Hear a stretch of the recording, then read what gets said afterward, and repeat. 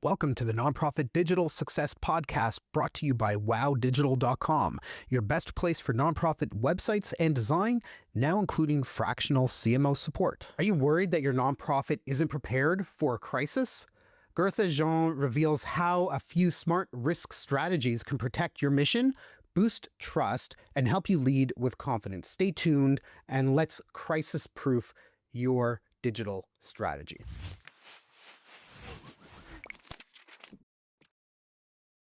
Welcome to the Nonprofit Digital Success Podcast.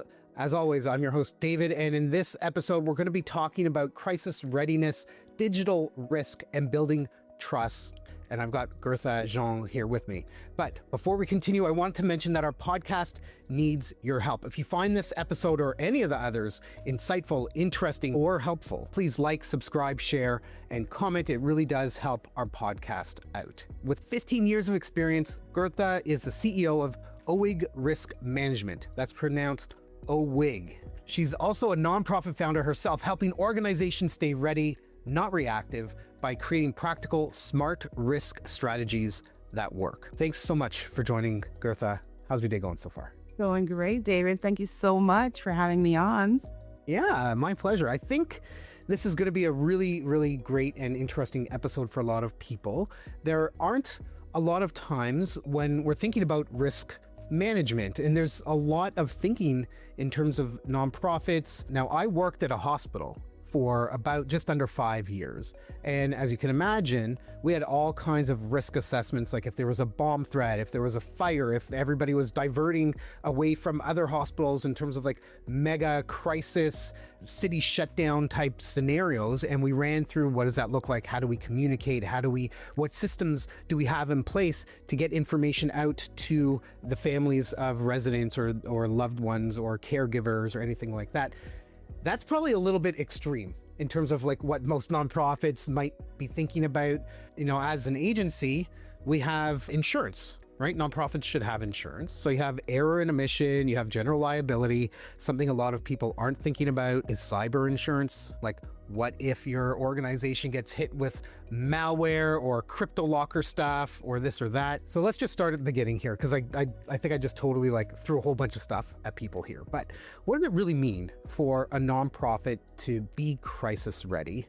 And why should digital first organizations actually take this seriously? One of the things that you said, right, is when it comes to risk, we know everywhere, especially when you're a nonprofit, risk is everywhere, right? We know it's there, but how do you prepare for something that you don't know that could eventually happen, right?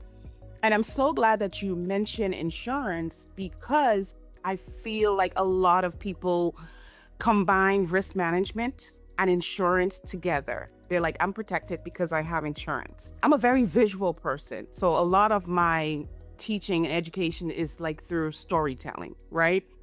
And I always say, picture this. If it's raining outside, you know it's raining outside. You go outside and you wear a pair of socks, right? What's going to happen? Your socks is going to get wet. But that's the whole point, that you wear the socks to protect your feet, right? And I always tell people that's the insurance. You know that there's going to be an issue, but just in case, I'm going to have this insurance in place to protect my organization, right? But if it's raining outside, you put on your socks, but then you have your rain boots, right? The rain boots is the risk management. That is what's going to protect the socks, which is the insurance. So you don't have to use the insurance, and it's going to save the organization. But I think a lot of people skip the rain boot part, and they don't understand exactly what is risk management, and they don't understand the processes to go ahead and put these things in place. And so I think one of the biggest things when it comes to nonprofit is realizing that risk can be anything. It's not always a pandemic, you know? It can be not having system in place when something happened. You don't know how to communicate with your donors. You don't know how to communicate with your staff, but just putting these simple things in place. And that's one of the reasons too, we create like we call it the 3P framework. Back in COVID, they had like a PPP. So at first it was PPP, but everybody thought we were giving out money. So we changed it to the 3P framework, which is prevention, preparation, and protection when it comes to risk management. I love that idea, the concept of the sock with the boots. And I think what a lot of nonprofits are probably more like is they've got the socks on, but they've taken some tape and they've put it on the bottom of their foot. So they're like, all right, yeah, we got this. We know what we're doing in case of an emergency, but there's no formal documentation around the process. Risk management isn't just about necessarily like PR or crisis management. It could also be you've got somebody in your team that has taken a new job somewhere else, and now there's a gap, there's a hole, there's a void. Do you have your SOPs, your standard operating procedures in place so you know what to do, how things were done, and it's documented so that somebody could take over with minimal downtime, right? And it's those type of processes. I mean, back when I was at the hospital, that was, let's see, I left there in 2016. So we're talking like 10 years ago. There weren't really SOPs the way that you can do them nowadays. There's all kinds of platforms that you can get to help with SOPs, especially in the digital world. We had binders. We had communication plan binders, emergency preparedness binders, bright red binders. They were like the 4, 5, 6-inch binders, printed things. There's one at the comms desk, one in our department because I was in marketing communications. There was one, I think, with IT. There was one with building and planners. And anytime there was a change, we had to print off new things, swap them out in the ridiculous kind of you think about it now and it's like, why? But if the computer systems are down, if there's total power outage, if you are like emergency, like a hospital giving care, if systems go down, if power goes down, there was a huge ice storm. We had to move residents into a local Holiday Inn. We called and got rooms. What do we do? That's something like, how would we have ever thought about, that maybe being an issue? There was a power generator. Yeah. Right? We couldn't get the fuel. It was a citywide outage, wild, absolutely wild. One of the nonprofits that we specialize working in is community health centers, right? So we work a lot with hospitals and foster cares, and we work with food banks, like the community service nonprofits.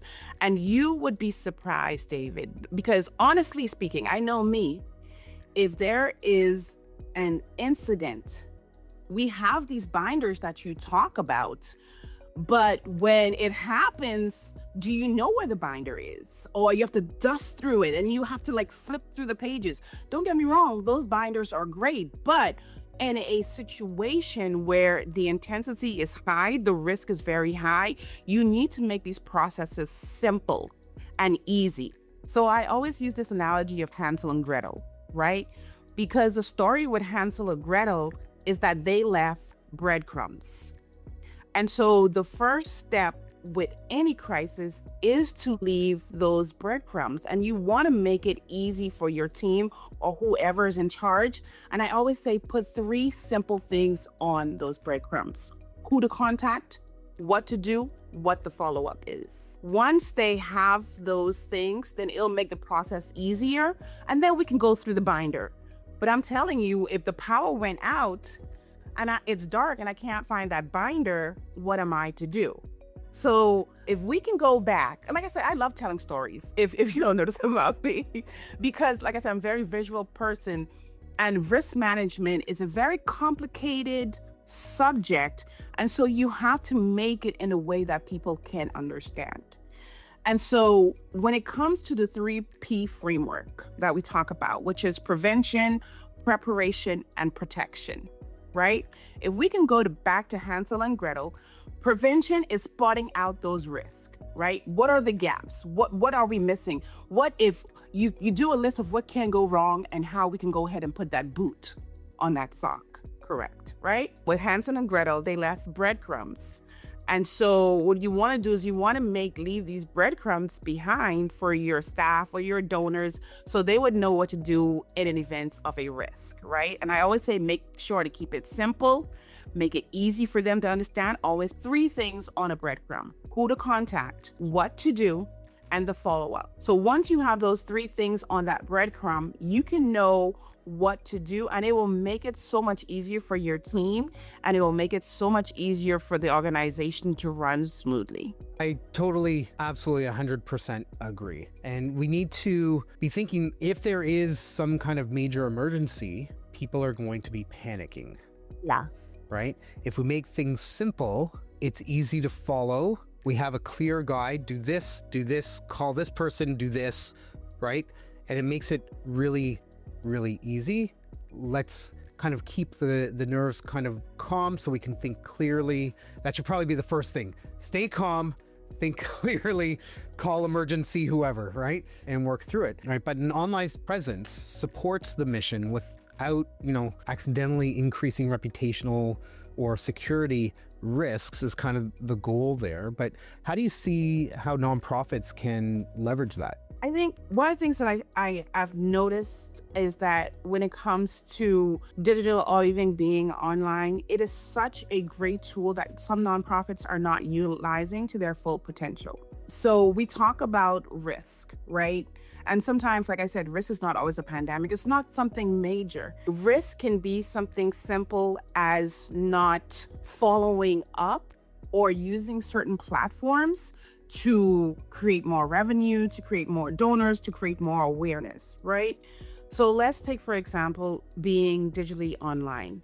So many nonprofits, I feel, are afraid of social media, do not utilize the importance of social media or even having a simple website because they are afraid of that risk. What if I post something wrong? Or what if a comment is given wrong? Or if I did the wrong picture, or I didn't have this person permission? All of these things are important, but once you have that proper waivers and you have all these things in place, use social media, use your digital platform, because there's so many opportunities out there. Like, let's take, for example, we have a nonprofit, right? And we've had so many people reach out to us because of our use of social media. They've seen the events that we've done. They've seen the impact that we've made. And so many people out there want to be part of that impact. But if you're staying within your geography and there's a whole world out there, you can go ahead and utilize that too. But don't be afraid of the risk, but just putting those things in place to go ahead to enhance your nonprofit. I think the benefit definitely outweighs the risk. And yes, you can put protections in place if you need approval processes, if you have a volunteer or an intern or a placement student that's working and helping out. You can put approval processes in place to make sure, okay, yes, this does meet the guidelines. You can have them put together a document that you review before anything goes up. Right? You could have a month of content. I was just talking about this, I think, in the last podcast episode, but on the wall behind me, for anybody that's watching this, yes, we do have video. Check it out on YouTube podcast. But I guess we're also putting it on Spotify podcast. But I've got this board on the wall behind me where we actually plan out the content for the entire year. And then every month we figure out, all right, who's going to do what? And when are they going to do it? And we've got our standard, like every Thursday we push out our email, that kind of thing. So you can build in systems and processes to mitigate a lot of that risk if you are thinking that that's an issue. From digital missteps that you've seen nonprofits make, is there anything that, might seem small, but actually puts their credibility at risk? I think one of the missteps is, if we're talking about reputation, right? So let's just say if we're talking about an incident that occurred, right? A lot of nonprofits, they go silent, and that's a no-no. Like, do not go silent, because with the world that we are in media right now, whoever wrote it first, that's who everybody's going to believe. And I always say, because they don't know what to say in that incident, you do a simple announcement. We are aware of the situation. We are working on it. That's it. I didn't tell you what the situation was. I didn't tell you how we're working on it, but you're letting people know that we are aware of the situation and then we are working on it. And then internally, you also have that process. Okay, how are we going to contact our donors? How are we going to contact our employees? Who's in charge of that? Internally, you're working on that internally, but externally, do not be silent. Communication is extremely vital, especially when there's some kind of emergency or crisis. Not that long ago, there was a huge Cloudflare outage on November 18th. It spilled into the 19th, and a lot of systems and sites and things went down. Were they able to communicate? Well, if Twitter was your main point of connecting with your audience, guess what? X had huge outages too. So how can we connect with people? What are the other different ways that are available? Planning for it. Going, okay, if this isn't working, then what's the backup? If the backup's not working, what's the third one? And I really do believe in triplicate in terms of being able to have fallback procedures. We did a server upgrade in the beginning of November, and we had a backup date. I think it was November 3rd, and then November 10th was our backup date in case there was a problem. We planned for there to be a problem. Thankfully, we didn't, and everything was fine. But how can we think about that? Do you have any tips for people that are watching this, listening to this, in terms of when should they plan like multiple scenario backup things? So this is the second P in the 3P framework, right? The first one is prevention. It happened, we learned from it. The second one is preparation, right? What's the whole point of going through something if you're not prepared for it? And so when it comes to preparation, let's take the example with Cloudflare, right? So we know if we prepared for the situation and we know that our only source was online and that is not going to work. Okay, now we need to have plan A, plan B, plan C, correct? So when it comes to preparation, I always say, think of every avenue or think of every risk that's possible. For example, one of the things a lot of my clients are going through right now is funding. So a lot of changes happening in the economy and a lot of donors are pulling back. And so what we're realizing right now, which was a huge risk, was a lot of those funding was either coming from a certain group of donors or a certain funder, correct? And so I say, look at the pie. If more than 50% of your funding is coming from one general area, you are complete at risk. So what we have to do now is divide that pie up. We can say this is coming from this funder. What other streams of revenues that we can do to get those things? So like you have the perfect example is preparation. And with every nonprofit, it's different. But having that preparation and looking at that whole pie and slicing it up, because if this pie is taken out, we're still good until we can go ahead and put another slice in.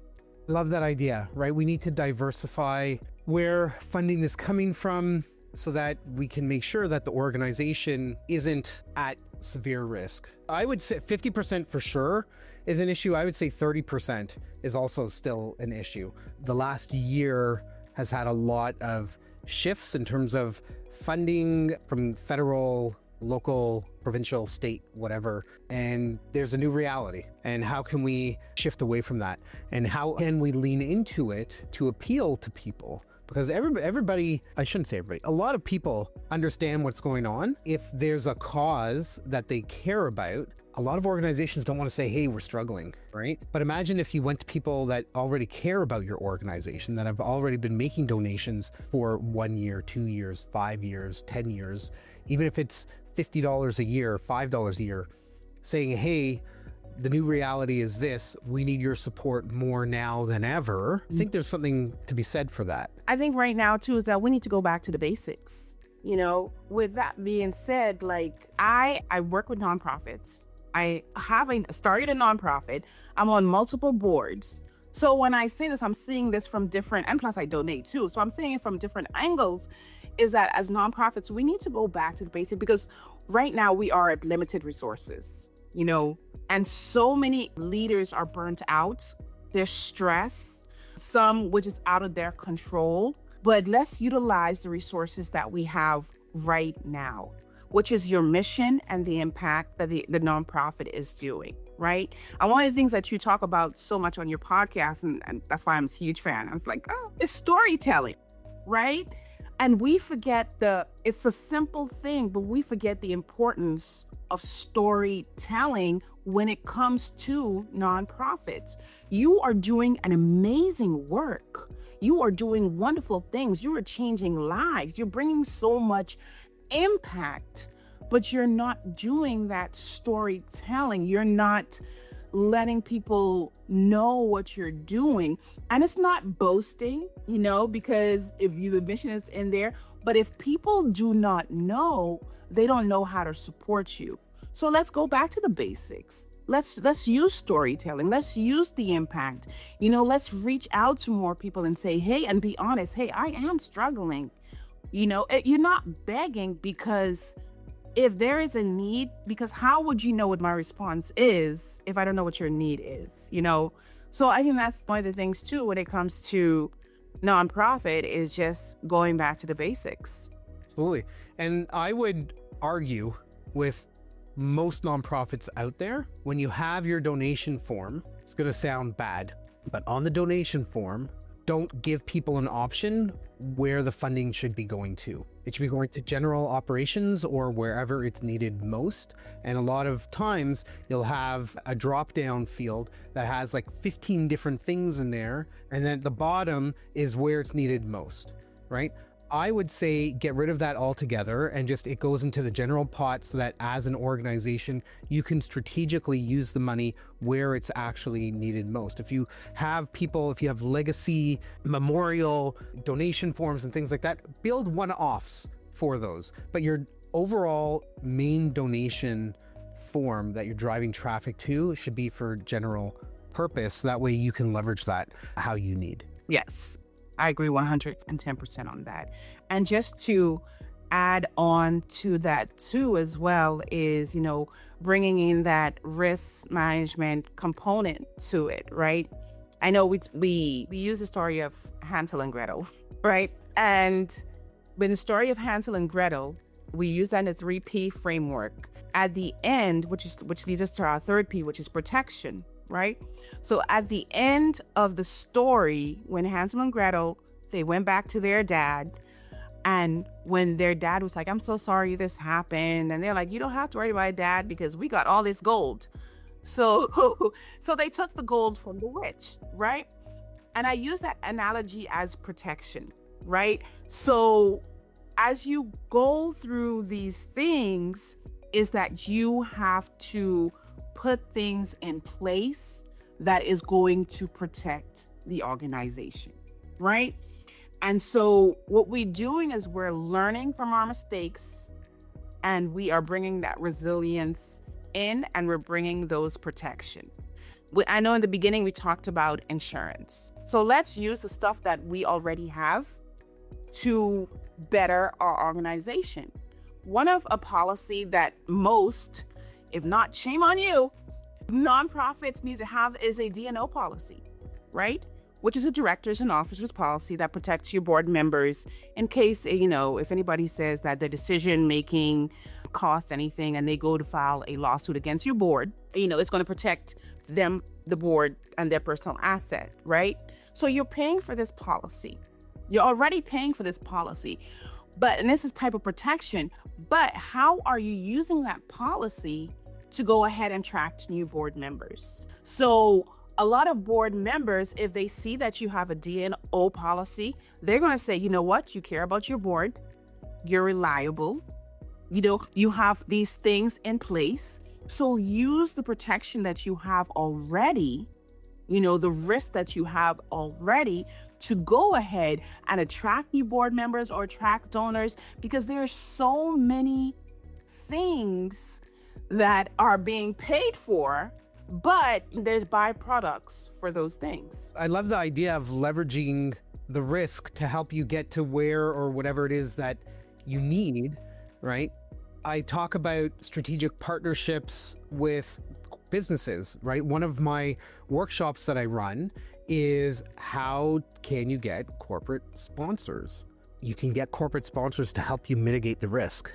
Exactly. Right? Maybe it's backup infrastructure, maybe it's their expertise, maybe it's some time value, maybe it's some software, right? There's all kinds of things in the digital world that you can leverage to help you mitigate that risk. Okay, so we talked about a whole bunch of stuff till now. The 3 Ps, why you need to be thinking this way. Let's talk actual, real, tangible tactics here, right? So people that are listening to this, maybe they don't have a formal crisis plan. It's probably something that just like lives in their head, and they're like, oh, okay, well, if this happens, this is what I'm going to do. But if somebody's listening and they realize they don't actually have a formal crisis plan, what's the very first step that they should take like today? The very first step to take today is to prevention, right? We have a crisis readiness guide that walks you step by step on what to do. So the first step with everything that you have to do is the prevention. Figure out what is your risk. Let's take, for example, cyber risk. We all know that it's going to happen, right? What training are in place so that your staff know what to do besides the insurance? We all know we need the insurance. We all know that, right? And exactly what if there was a cyber attack, who is the first person that we contact? Is it our IG department? Is it executive director? Who is the first person that we contact? And then you want to go on, find the who, and then what? What do we do next? Do we have cyber insurance? Do we contact our insurance professional? And 9 out of 10, the insurance professionals, they will send you somebody, right? But you want to make sure that you have your internal things, okay? What was the issue? Did somebody click a phishing email? And figuring out those issues. So you have the who, the what, the when. How long is this process going to take for me to rectify all of these things? Who am I going to contact? Should I let my clients know? Should I let the donors know, right? And then we go again with why. Why did it happen? And then that's when we go with the preparation, the different steps that we take. So if you go with who, what, when, why, then you can go ahead and have those. And I always say simplify everything. Make it easy for everything once there's a panic, so nobody can be like, something happens and they're like, I don't know. Where's the binder? I don't know. Who do I call? I don't know. Who's in charge? I don't know. And then David, honestly, it leads from leadership too, because, as the leadership needs to have all these things because it flows from the head down. Absolutely. And one of the things that is important for organizations to be thinking about is the training plan. It's really important to know, all right, if this happens, we do this, right? But what is the mitigation? What is the staff training? When I was working at the hospital, one of my roles, there were two kind of other sub roles that I worked with legal department. One of them was compliance training for accessibility. So what is the risk to your organization if you're not accessible? We know that there's lawsuits and things like that happen. That's for physical space, like can somebody in a wheelchair get over that step to get access to area? Or somebody who has a physical impairment, can they open a really heavy door that's blocking the hallway or coming into the building, that kind of thing. There's digital accessibility for websites and that. The other part of it was the compliance. So running training annually, having the staff that are responsible for managing the website in this situation that we're talking about, sign a paper saying that they went through the training. So that way there's some responsibility, and it all didn't sit on me or the legal department, that everybody that managed it. So what processes can we put in place, not just for the situation when and if something should happen, but to help prevent it to begin with? Yeah, and like how you said too with training, and sometimes we take the word training and we're like, it's just a check the box. I took this training, but there's no practical training. We do something with our clients, what we call it like play, right? And so we actually do these trainings, whereas if this situation was to happen, I want to see how your team is going to handle it. Not just saying, I sat down and, if this has happened, then I need to push the door. No, we need to physically see how this is going to happen, because in any situation, when it's a high intense situation, you're not going to remember what you sat down, and so we do these things. Exactly. And then we tweak it. We're like, you know what? There was an extra step that really didn't need to be there.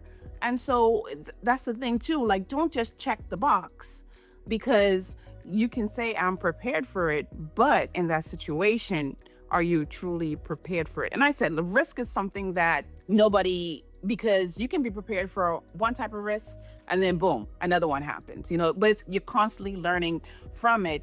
But like I said in the beginning, is having that boot there, knowing that boot. I rather have a boot there than have nothing. And I'm like, I have soggy feet. Exactly.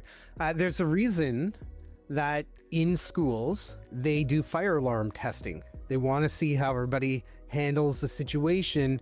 They don't tell you that they're doing it. I mean, the principal, vice principal, like they know what's going on, right? But the teachers typically don't know. The students don't know what is the scenario and how is it handled and what should happen, what training needs to happen, what assembly do they need to have to like inform all the students, hey, when this happens, you should be doing this, not, skipping down the hallway. Right?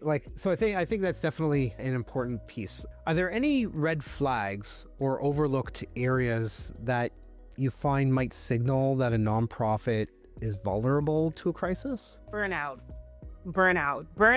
And sometimes, crisis is the simplest thing. One of the things that I've noticed is burnout, because once the leader is burnt out, it affects the organization. So one of the red flags is when I'm talking to a leader and I realize that they have a lot on their plate. They're managing the organization, the funding and the programs and different things. And a lot of these things slip through the cracks. A lot of the things that you thought that they would have stuff in place, they slip through the cracks. So burnout is the number one. The second thing is binders. Something simple as binders. You have everything documented, but nobody knows what to do. So having everything documented and having everything in a binder is not going to help you in that situation. Leave those breadcrumbs, make it easy and simple so everybody can understand. And then the third thing is communication. Nobody knows who's going to handle what. And I know these are simple things, but it's the simple things that cause the biggest risk. Because I have met with leaders and I'm like, okay, so who handles this? The COO. I go to the COO. Oh, it's not, I don't do it. It's the IT department. And I go to the IT and IT is like, oh, it's the executive director. And nobody knows their roles or their position, and they don't know what to do in that situation. So those are the three things that I would say is burnout, the binders, and then communication. Once we do an assessment and those three things, that's a huge red flag that, okay, it's time to get you ready. That's awesome. Gertha, amazing insights and thoughts around digital risk, crisis prep, building trust with the community and inside the organization, and helping people really understand about risk and why it's something important. And I hope the folks that have been listening or watching this have been able to get some great advice and some pointers from you. If you were to give everybody listening to this a challenge, something you wanted them to do within 24 hours of listening to the episode, what would that challenge be? The challenge would be is write your breadcrumb list. 3 things to include in your breadcrumb: who to call, what to do in that situation, and what's the follow-up. What did we learn? So you make a list in that situation. Who do I call? If it's a cyber situation, it's a PR situation, patient situation, who is that person to call? What to do? Do I contact this person, or do I take care of this matter myself, or whatever that what is, and what is the follow-up? What did we learn from the situation? Do that breadcrumb list and it'll be easy peasy. Awesome. If anybody wants to get in touch with you, what do they need to do? You can find me and you can go to our website. It's www.owigrisk, OWIG risk.com. I'm very active on LinkedIn. You can find me at Gertha Jean, or you can find our social media outlets, which is OWIG Risk on Facebook, TikTok, all the social media platforms. Amazing. And before the show, before we hit record, we were talking that you've got like a free nonprofit crisis readiness guide. Tell us about that. Okay. So if anybody who knows me knows that I always refer to my nonprofit leaders as nonprofit besties. That's what, every time I'm like, hey, nonprofit besties. And I always have a gift for my nonprofit besties because I've been in their shoes. I understand. And so with the 3P framework, we've created a crisis readiness guide, which breaks everything down simple, the different steps that you need to take, who to go ahead and put on your list, what to include in that what section, what is a crisis. We have a scorecard to see where you are in your crisis position with your organization, and it is free to download. You can download it if you go to our website, www.owigrisk.com. You click download and they'll send to you. And that's it. And because I like to give my besties freebies. I love that. That's so great. Thanks again for joining in, Gertha. It's been great having you here on the Nonprofit Digital Success Podcast. To everybody listening, if you want any more details about what we talked about, we've got the full transcript, we have the video, we have the audio recording, we've got links to OWIG's website and all of the amazing content that we've been talking about. Just head over to our podcast show notes page at nonprofitdigitalsuccess.com. Click on this episode for all the details. And until next time, keep on being successful.